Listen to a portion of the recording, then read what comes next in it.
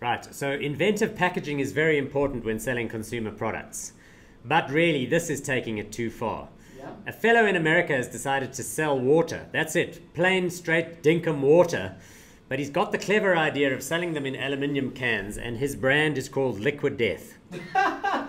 I don't know, maybe it's popular with heavy metal fans. It's Austrian water, no less, canned in aluminium in Austria too, and sold for nearly $2 a can. Wow. It's astonishing. So I wouldn't be surprised at all if this thing ends up, on the shelves being a global consumer phenomenon like Red Bull and Monster and all the rest of it, because everyone knows those are just packaging success stories too. Shots fired. Right. When I was growing up in like the 1930s, this kind of scam used to be quite popular. What people would do is they would send invoices to companies that they had never done any work for and see if they got paid. It used to work quite well because in those days it was, paper ledgers and a filing clerk and an accounts department, and they'd be shuffling papers and sending checks. So there was plenty of scope for getting away with such things. But honest to goodness, I haven't heard about this one for a while, but somebody pulled it off this year. A Lithuanian, the guy you see there in this picture, his name was Evaldas Rimasauskas. How convincing is that? What he did is he pretended to be an Asian hardware manufacturer with bank accounts all over the place, and he sent bills not to idiot companies, to Facebook and Google, what? Two of the most technologically sophisticated countries in the world that no doubt have like complex SAP accounting systems and all sorts of things, companies. They paid him over $100 million, Whoa. which he quickly filtered away to all sorts of accounts in Cyprus and all over the show.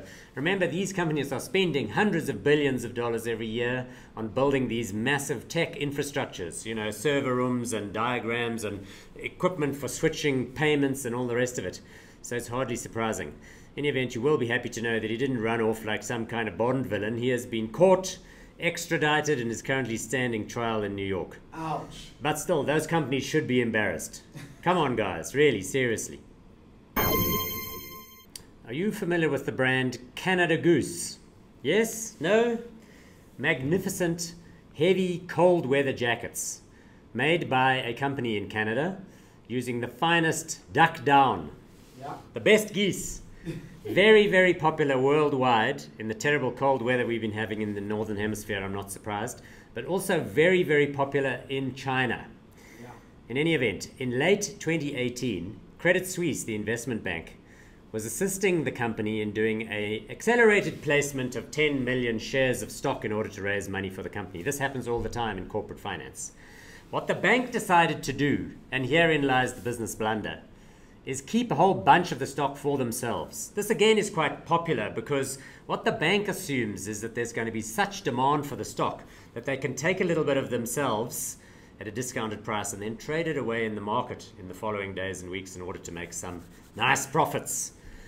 Unfortunately, in this instance, Credit Suisse got caught, hung, drawn and quartered, because in the days following the placement, that CFO, Chief Financial Officer of Huawei, Meng Wanzhou, was arrested in Canada, which set off a very nasty spat between Canada and China. And you will know that Canada is very fond of taking principled positions and sticking its nose up when these kinds of issues blow into town. So there was a social media negative campaign in China where people were calling for Chinese people to boycott Canadian products.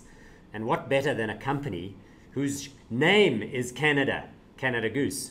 So the share price of Canada Goose over the following days fell by 20%. Ouch. Credit Suisse is sitting with its pie in its hand, is forced to sell those over the following days for a loss of $60 million. Ouch. Whoa. Yeah, no, the corporate finance department not looking good. Look, with all of the cuck going on in South African politics at the moment, you would think that our members of parliament would be worrying about the news headlines.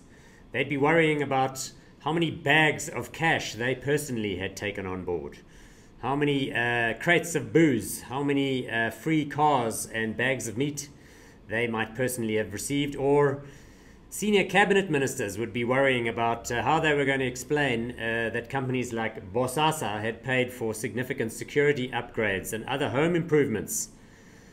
My goodness. But you would be wrong. That is in fact not what they're worrying about. What politicians in this country, members of parliament, are currently worrying about is, what am I going to wear next week Thursday when the State of the Nation address occurs and parliament opens? Yeah. It's true. If you look at their social media accounts, that's all they're worrying about personally.